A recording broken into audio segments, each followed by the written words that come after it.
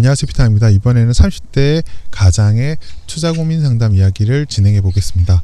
앞으로 종종 투자 고민 상담 콘텐츠를 준비해서 개인 투자자가 투자를 하는데 현실적인 도움이 될 수 있도록 한번 해보겠습니다. 먼저 인트로 보고 오실게요.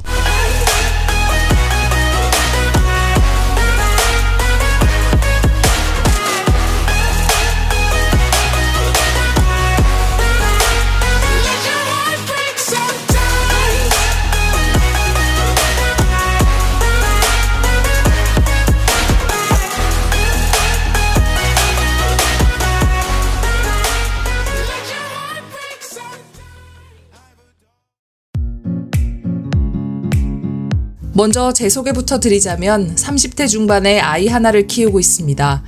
계좌 열고 투자 시작한 것은 2010년가량부터지만 제대로 투자 시작한 것은 작년 8월부터입니다. 투자금은 3,800만 원 정도입니다. 아이 낳고 나서부터 월급에서 투자금을 빼기 힘들어하고 있습니다. 최근 고민거리를 몇 가지로 요약하면 다음과 같습니다. 먼저 투자 기간입니다. 주가는 실적에 따른다는 생각에 실적 트래킹도 하려고 노력하고 있습니다. 그런데 이렇게 실적 트래킹하며 이번 분기 실적 예상을 하다 보면 분기 실적 모멘텀 투자를 하는 건 아닌지 싶은 생각이 듭니다. 업황이 전환되거나 구조적으로 좋아지는 기업을 찾아야 길게 투자할 수 있는 것 아닌가 생각을 하면서도 이러면 탑다운 방식 투자에 가까운 것 같고 가치 투자를 지향하는 입장에서 예측하기 힘든 거시경제를 너무 신경 쓰는 게 아닌가 하는 생각도 들고요. 길게 잡는 게 좋다고 생각하지만 여전히 앞으로 좋아질 거라 생각하는 기업들도 당장 분기 실적이 안 좋으면 많이 빠지고 하다 보니 이상론일 뿐 현실에 안 맞는 건가 하는 생각이 들어서 어떻게 생각하시는지 여쭤봅니다. 두 번째는 경영자 문제입니다. 경영자가 중요하다고 하는데 알아보는 게 쉽지가 않습니다. 경영자에 대해 어느 정도 신경을 쓰고 계신지, 어느 정도면, 어떤 면을 보면 신뢰할 만하다고 생각하시는지 궁금합니다. 관련해서 그룹 계열사 문제도 고민입니다. 다른 계열사의 도덕성과 신뢰에 관련된 문제가 투자하는 회사까지 영향이 미치는 것 같습니다. 이런 경우도 믿을 수 없는 회사라 생각하고 빠지는 게 나을지, 계열사는 어쨌든 이 회사는 상황이 좋아지고 있다면 들고 가는 게 맞을지 모르겠습니다. 첫 번째 질문은 주식 투자라는 재테크 방법을 적극적으로 배우고 익히면서 직접 해보겠다고 하시는 적극적인 개인 투자자들 입장에서는 고민되는 부분이 아닐 수 없습니다. 특히 지금 2019년 상반기 같은 경우에서는 개별 종목의 장세가 한 4월 정도까지 계속 꾸준히 이루어졌기 때문에 주변 사람들 속에서는 모멘텀을 가지고 개별 종목에 접근해서 크게 수익을 냈다는 이야기가 많이 있었는데요. 개인적으로는 2015년에 바이오 코스메틱 랠리 때 굉장히 스트레스를 많이 받았어요. 상반기 때 대부분의 개인 투자자 그런 성장주를 소위 이제 바이오 코스메틱 섹터의 성장주 투자를 하시는 분들이 대부분 50%, 100% 포트 수익률, 개별 종목이 아니라 포트 수익률 이런 분들이 많았는데 저는 이제 그때 한 6%, 5% 되는 배당주들을 주로 투자하고 있어서 그때 받는 스트레스가 어마어마하게 큽니다. 그러면 내가 이렇게 길게 5% 배당 뭐 이런 것들을 보고 투자를 이제 느긋하게 투자를 하는 게 길게 보고 투자를 하는 게 과연 좋은 방법인가에 대한 의심이 들 때가 있습니다. 제가 그 부분은 저도 많이 동의하고 제가 거쳤던 과정이기도 하니까.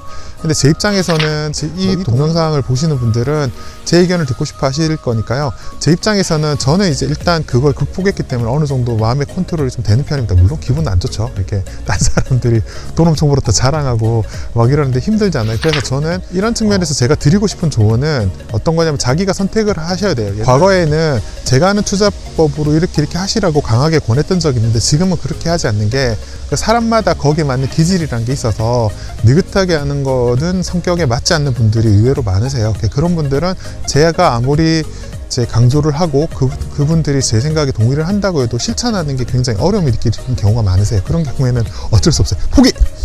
포기하시고요. 그 다음에 대신에 이제 자기가 성향이 맞는지는 한번 테스트는 한번 해볼 필요가 있으니까 보통 그런 경우에 제가 드리는 조언은 일단은 받아들이셔야 돼요.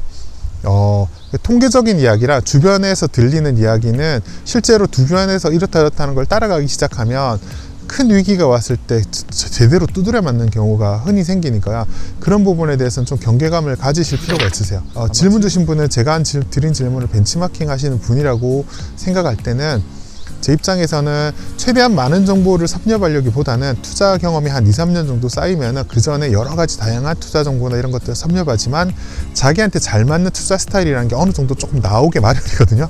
그래서 그렇게 되는 경우에는 거기에 맞는 적절한 조치를 취해야 되는데 주변에 나오는 애널리스트 레포트라든가 주변의 종목 분석이라든가 이런 내용들은 배당 투자가 하는 입장에서 너무 자주 업데이트되고 너무 많이 나오는 내용이에요. 그래서 상대적으로 너무 많은 데이터를 다 섭렵하려는 노력보다는 좀 꺼두는 게 좋아요.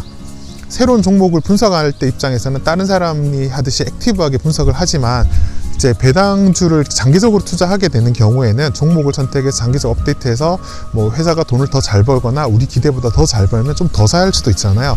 배당이 좀 많이 증가할 것 같다거나 그런 경우 있고 이제 그런 식으로 추가적으로 업데이트를 하게 되는데 그런 데 드는 에너지는 상대적으로 적어요. 그러니까 그럴 때는 너무 많은 에너지를 쓰면서 시세에 연연하지 말고요. 딴 사람들이 뭐 빨리 뭐 몇 개월 사이에 팔았다고 했을 때 너무 연연하지 말고 조금 더 길게 생각을 하시고 다만 새로운 종목을 분석하는 데 있어서는 굉장히 액티브한 느낌으로 하시는 게 좋으세요. 그래서 그 호흡을 하는 연습을 좀 한번 해두시는 게 좋지 않을까라는 게 제 개인적으로 권하는 방법입니다. 구독하기, 좋아요, 잘 읽었다는 댓글 남겨주세요. 큰 힘이 됩니다. 물론 그렇지만 많이 벌었다 그러면 힘들긴 힘듭니다. 네, 하나 끊고 갔고요.